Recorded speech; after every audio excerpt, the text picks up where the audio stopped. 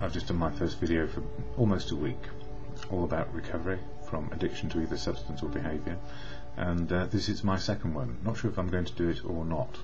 I may give up halfway through, just depends how my head's going. Excuse me. I'm in recovery from addiction to a substance, alcohol, and also behaviour. My favourite behaviour was to be a workaholic, to find value in myself from outside things, externals to me. So having enough money, having the right flat, having the right car, having the right job, everything had to look right in order for me to actually be okay. And what I've learned over the years is, if I look all right on the outside, it probably means there's something inside which isn't right, which is not fixed. And I think I tried to use alcohol and work and relationships to fix myself on a daily basis and to make myself feel like I was doing the right thing, a part of society, and still, on top of all of that, a feeling of fear and dread often, and clinical depression. And I only found out I had clinical depression when I stopped drinking for a couple of years and did some diagnostics with some professionals. And it was all part of also finding out that I had type 1 diabetes at the same time. So some years on, going through a regime change to do with type 1 diabetes and clinical depression, changing medications, has left me bereft of maybe the mood which is normal for me, just being able to get on with the day. And what saved my bacon, or my life, always has been being in fellowship, the fellowship of AA, which keeps me on a path of one day living and doing all the things I need to keep as well as can be given my circumstances. And the fellowship of AA, a preamble said at the beginning of every meeting, helps me slow down into the moment of now, my moment of now, and it goes like this. Alcoholics Anonymous is a fellowship of men and women who share their experience, strength and hope with each other, that they may solve their common problem and help others to recover from alcoholism. The only requirement for membership is a desire to stop drinking. There are no dues or fees for AA membership. We are self-supporting through our own contributions. AA is not allied with any sect, denomination, politics, organisation or institution, does not wish to engage in any controversy, neither endorses nor opposes any causes. Our primary purpose is to stay sober and help other alcoholics to achieve sobriety. And I said in the last video, primary purpose is to stay sober and help other alcoholics to achieve sobriety. And that's important for me. It's not about me sharing a view of life and having me impose it on you. It's me encouraging you to have a view on life a day at a time if you have a problem with drink, or just how to make life work one day at a time. And the same principles apply whether we're in recovery or just another human being on the planet. We need to make the day work as best we can. And when it's tough, like now for me, and I took down several videos last week simply because I just didn't feel able to communicate a message with any sincerity or authenticity. And it has a lot to do with the 12-step program of AA and my interpretation of the 12 steps which worked for me. I didn't feel like I was representing me particularly. I was almost representing AA and a view of AA, which is a textbook. And I don't know that I actually believe there is a textbook for living life one day at a time. It is a continuum which we are on. It's a spiritual journey of now. And it was brought home to me last night that spiritual can be understood in so many different ways. And for me, the one which works really is less denial in my life, making truth my understanding of now, the truth of now, rather than my opinion, belief or faith. So if I can see the truth of now, I can see how that fits with my opinions, belief and faith. And it also means I need to change my attitudes and outlook sometimes. And the biggest change in my attitudes over the last few years is I cannot live alone. I cannot live in isolation, and I cannot do it with self-will, because self-will will have me isolated and back in a problem faster than anything. I need people to sustain my outlook.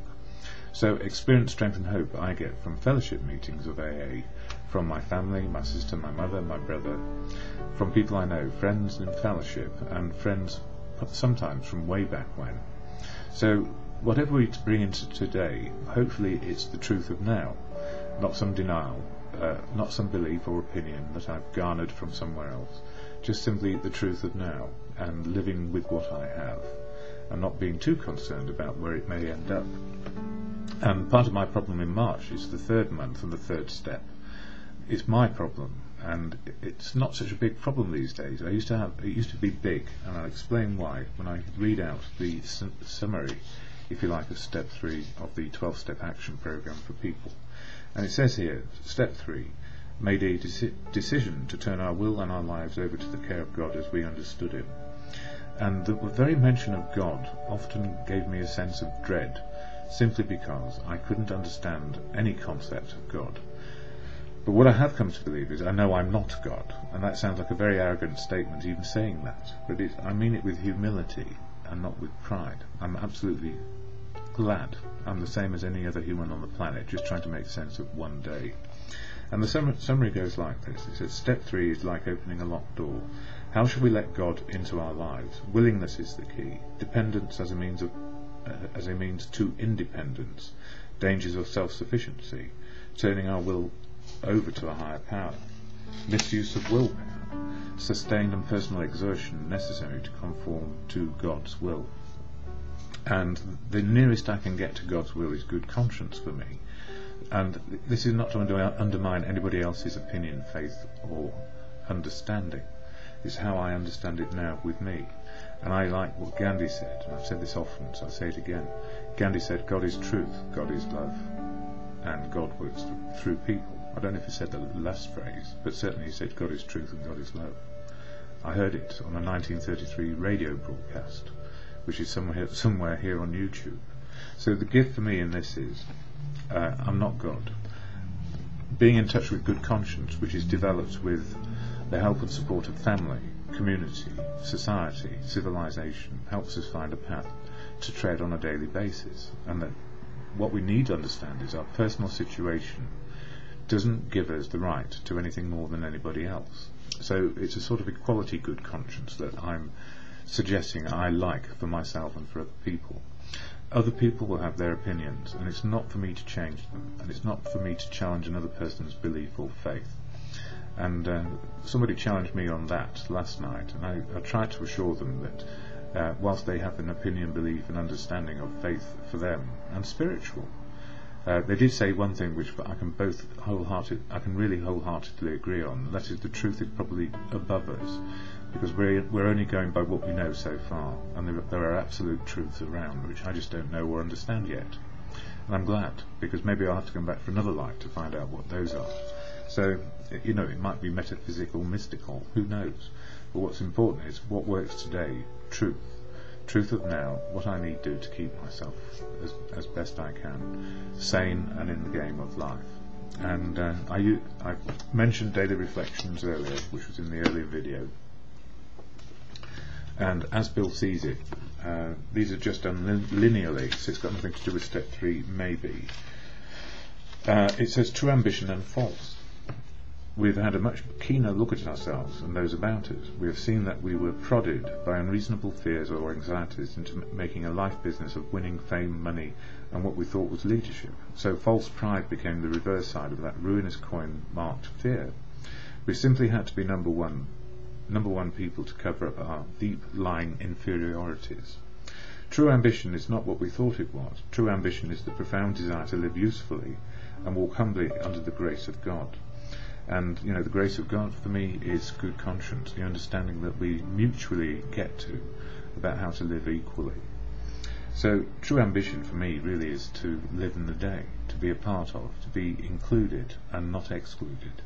And where I feel excluded, understand that this is just the way it is, because of opinion, belief, understanding, misunderstanding, or just no clue, sometimes no clue about the fact I need inclusion. So where am I today? Able to say with good heart the Serenity Prayer, which is how we close meetings here in London.